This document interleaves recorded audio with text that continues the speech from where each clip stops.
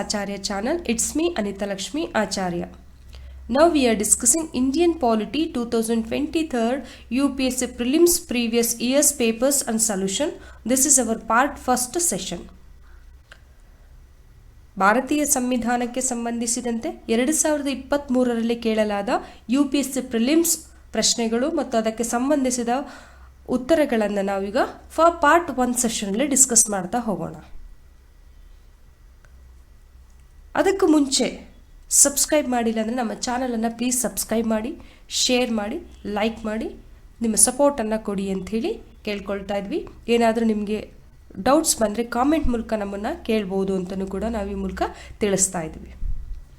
First ಪ್ರಶ್ನೆ ನೋಡೋದಾದರೆ, by which one of the following acts was Governor General of Bengal designated as the Governor General of India? ಈ ಕೆಳಗಿನ ಯಾವ ಕಾಯ್ದೆಯ ಮೂಲಕ ಬಂಗಾಳದ ಗವರ್ನರ್ ಜನರಲ್ ಅವರನ್ನು ಭಾರತದ ಗವರ್ನರ್ ಜನರಲ್ ಎಂದು ನೇಮಿಸಲಾಯಿತು?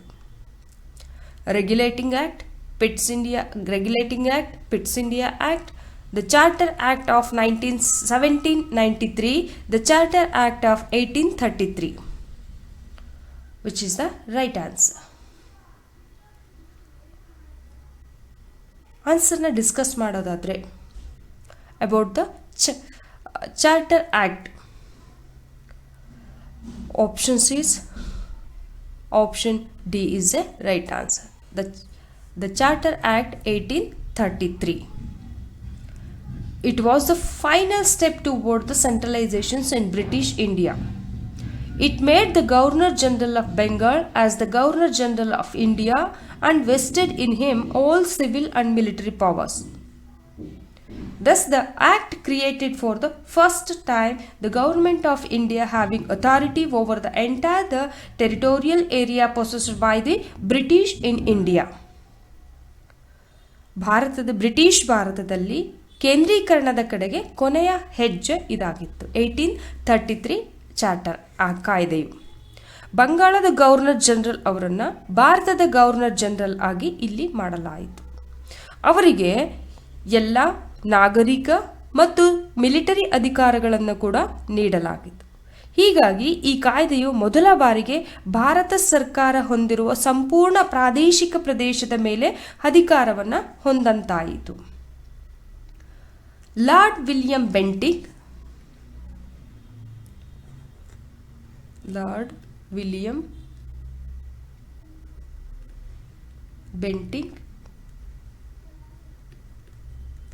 was the first Governor General of India.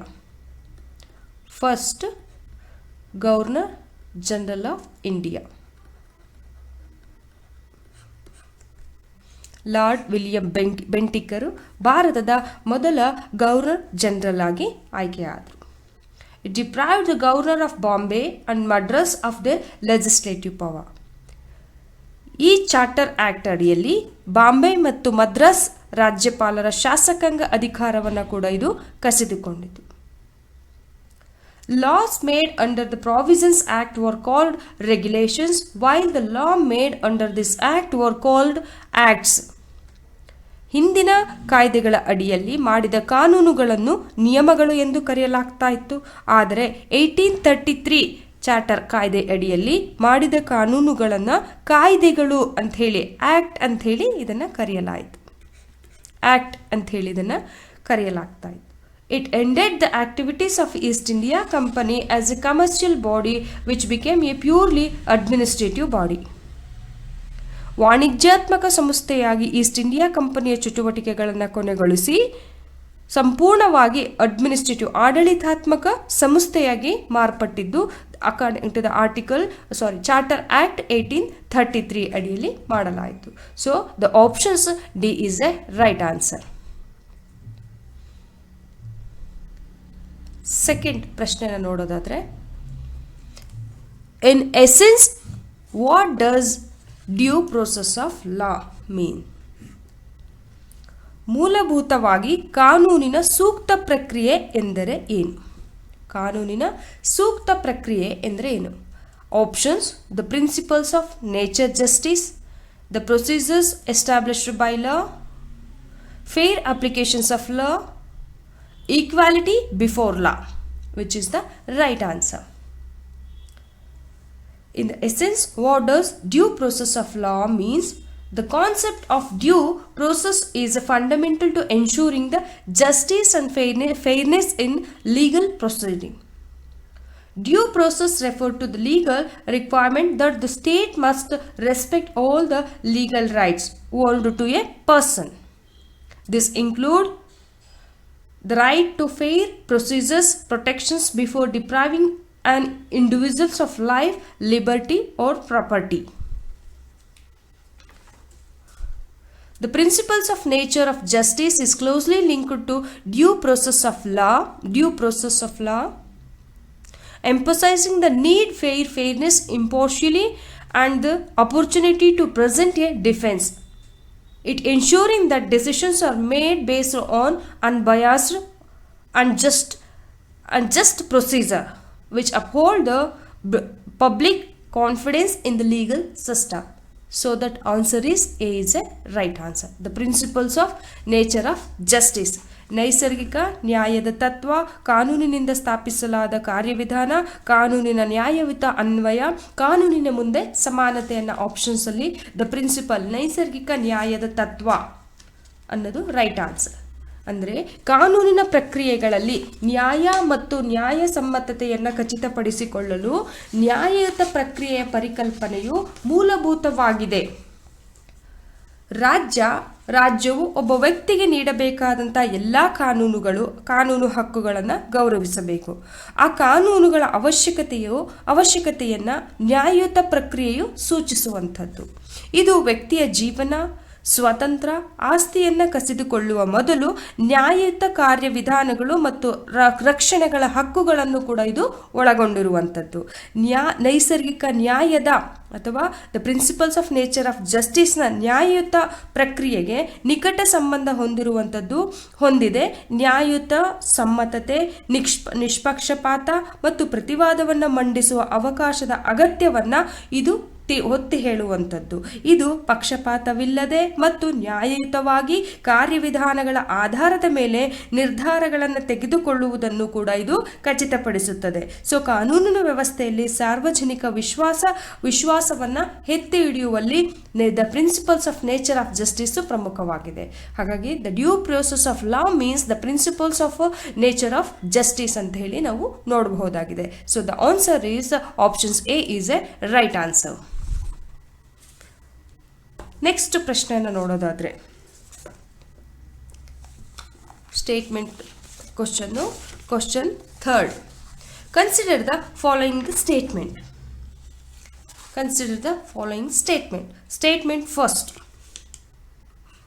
Statement first. In India, prisons are managed by the state governments with their own rules and regulations for the day-to-day administrations of a prisons. ಈ ಕೆಳಗಿನ ಹೇಳಿಕೆಗಳನ್ನು ಪರಿಗಣಿಸಿ. Statement ಹೇಳಿಕೆ 1, ಭಾರತದಲ್ಲಿ ಜೈಲುಗಳನ್ನು ರಾಜ್ಯ ಸರ್ಕಾರಗಳು ತಮ್ಮದೇ ಆದ ನಿಯಮ ಮತ್ತು ನಿಬಂಧನೆಗಳೊಂದಿಗೆ ನಿರ್ವಹಿಸುತ್ತದೆ. ಅವುಗಳೆಂದರೆ ಜೈಲುಗಳ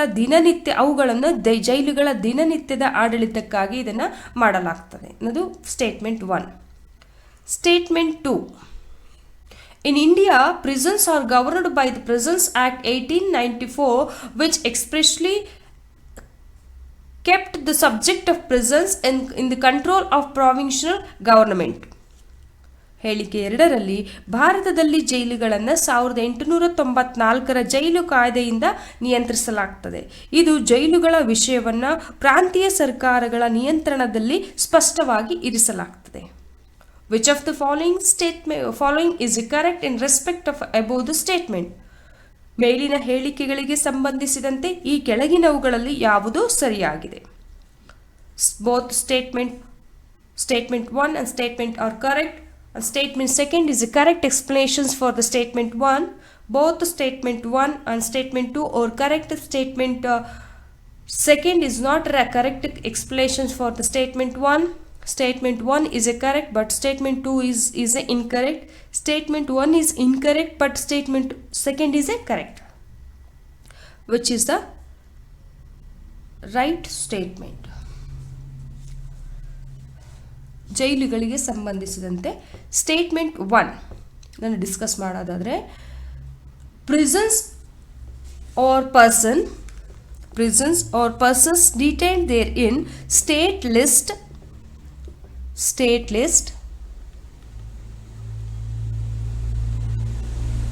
under the list to 7th schedule.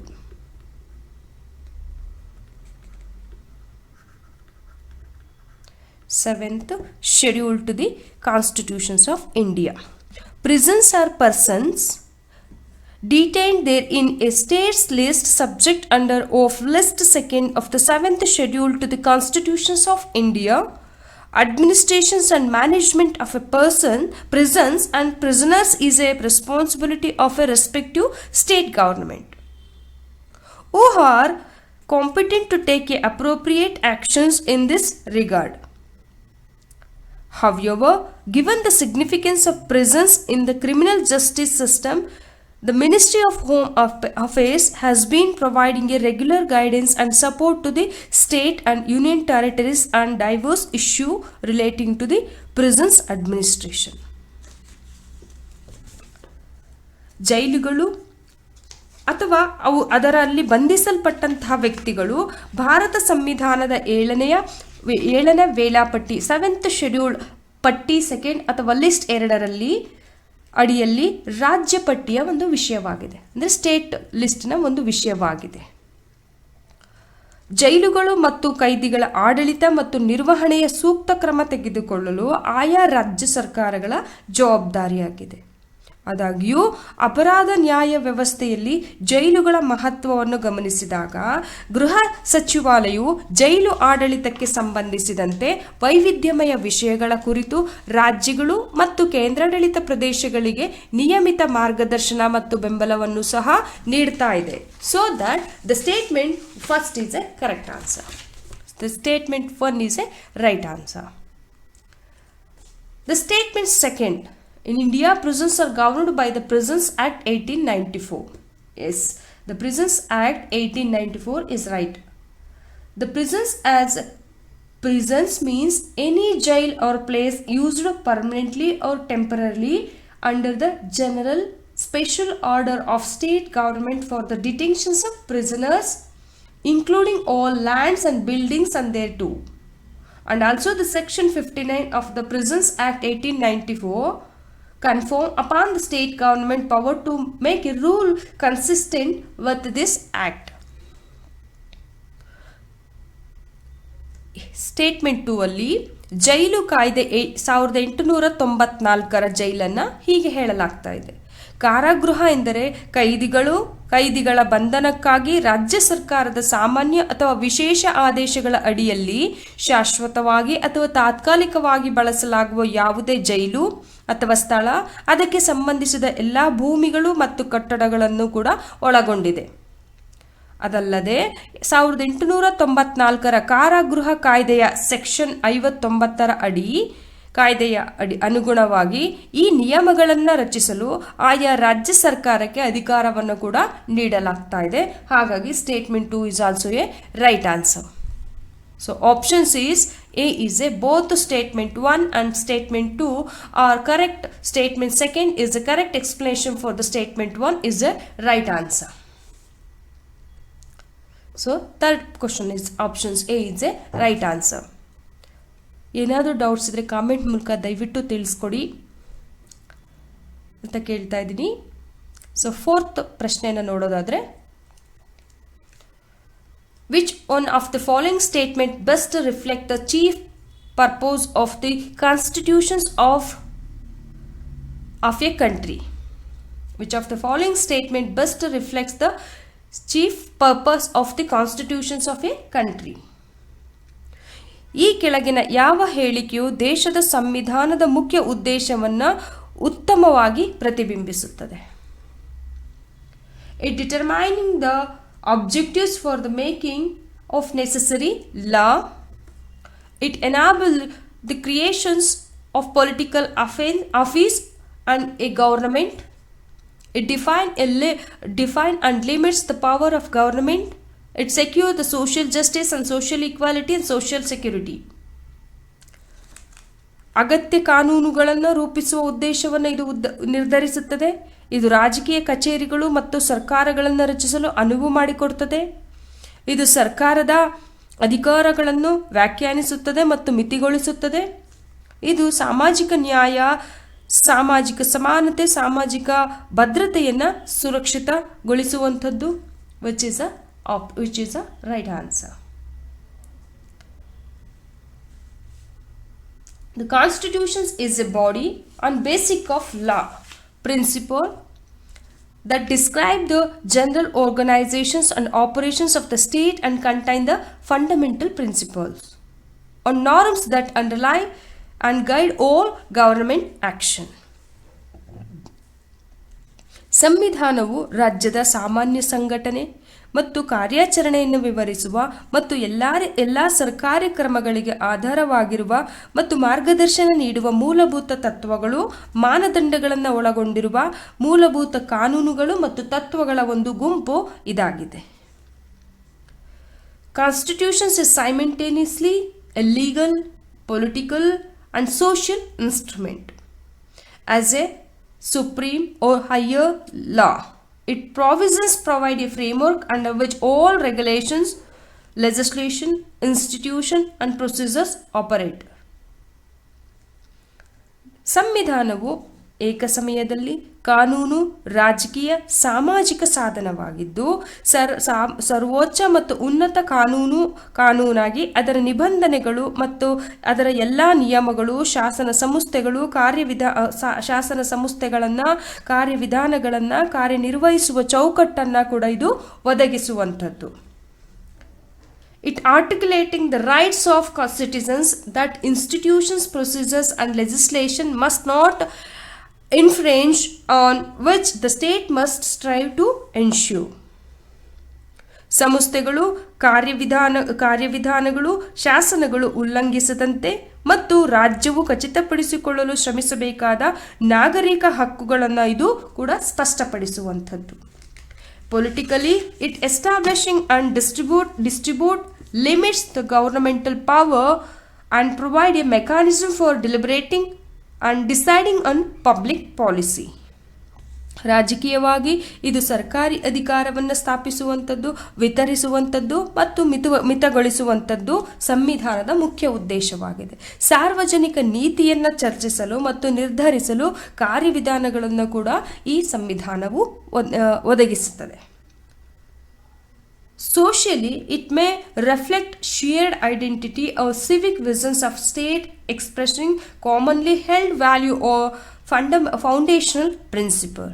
ಸಾಮಾಜಿಕವಾಗಿ ಇದು ರಾಜ್ಯದ ಹಂಚಿಕೆಯ ಗುರಿತು ಅಥವಾ ನಾಗರಿಕ ದೃಷ್ಟಿಕೋನವನ್ನು ಕೂಡ ಪ್ರತಿಬಿಂಬಿಸುವಂಥದ್ದು, ಸಾಮಾನ್ಯವಾಗಿ ಹೊಂದಿರುವ ಎಲ್ಲ ಮೌಲ್ಯಗಳು ಮತ್ತು ಮೂಲಭೂತ ತತ್ವಗಳನ್ನು ಕೂಡ ಇದು ವ್ಯಕ್ತಪಡಿಸುವಂಥದ್ದಾಗಿದೆ. So that the option C is a right answer. It define the limits and power of the government. Option C is a right answer. Next ಪ್ರಶ್ನೆ ನೋಡೋದಾದರೆ question number 5. In India, which of the following constitutional amendments was widely believed to be enacted to overcome the judicial interpretations of the fundamental rights? ಭಾರತದಲ್ಲಿ ಮೂಲಭೂತ ಹಕ್ಕುಗಳ ನ್ಯಾಯಾಂಗ ವ್ಯಾಖ್ಯಾನಗಳನ್ನು ನಿವಾರಿಸಲು ಈ ಕೆಳಗಿನ ಯಾವ ಸಂವಿಧಾನಾತ್ಮಕ ತಿದ್ದುಪಡಿಗಳನ್ನು ಜಾರಿಗೆ ತರಲಾಗಿದೆ ಎಂದು ವ್ಯಾಪಕವಾಗಿ ನಂಬಲಾಗಿತ್ತು. Options: A is the First Amendment, 42nd Amendment, 44th Amendment, 86th Amendment Act. Which is the right answer? Option A is a right answer.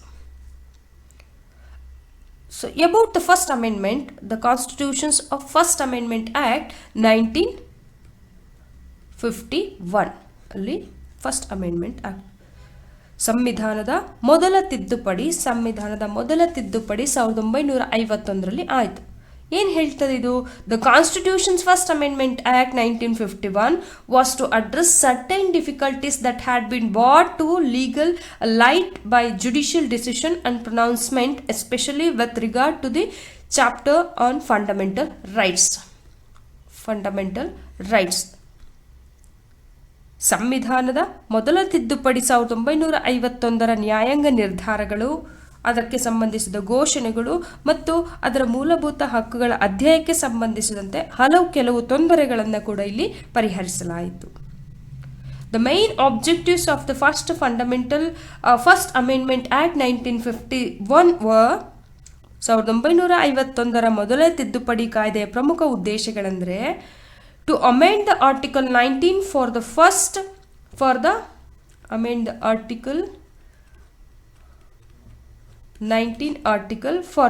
purpose indicated above and to insert the provisions fully securing the constitutional validity of Jamindari abolitions law in general and certain specified the state act in particular.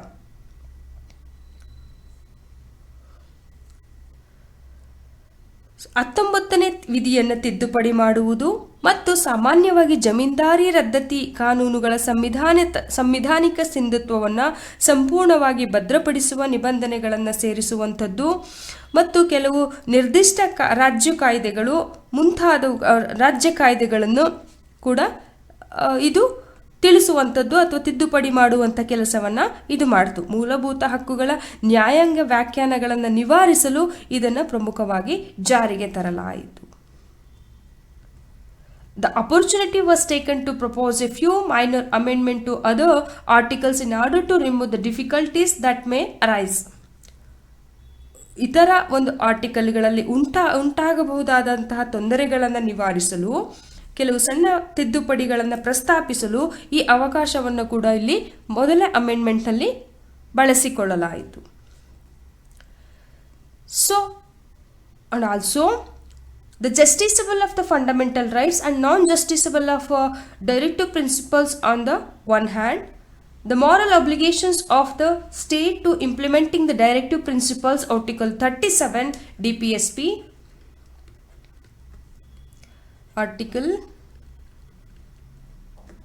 37 on the other hand have lead to a conflict between the two since the commencement of the Constitution. ಮೂಲಭೂತ ಹಕ್ಕುಗಳ ನ್ಯಾಯಸಮ್ಮತತೆ ಮೂಲಭೂತ ಹಕ್ಕುಗಳು ಮತ್ತು ರಾಜ್ಯ ನಿರ್ದೇಶಕ ತತ್ವಗಳು ನ್ಯಾಯಸಮ್ಮತವಲ್ಲದಿರುವಿಕೆ ಒಂದು ಕಡೆ ಆದರೆ, ಮೂಲಭೂತ ಹಕ್ಕುಗಳು ನ್ಯಾಯಯುತವಾದಗಳು ಅಥವಾ ಜಸ್ಟಿಸಬಲ್ ನೇಚರನ್ನು ಹೊಂದಿರುವುದು ಒಂದು ಕಡೆ ಆದರೆ, ಇವು ಸಂವಿಧಾನ ಪ್ರಾರಂಭ ಆದಾಗಲಿಂದಲೂ ಇವೆರಡರ ನಡುವೆ ಸಂಘರ್ಷ ಉಂಟಾಗ್ತಾ ಇದೆ. 1951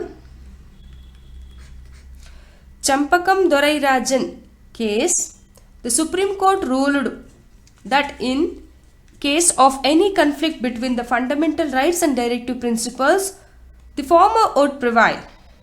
It declared that directive principles have to conform to run as subsidiary to the fundamental rights.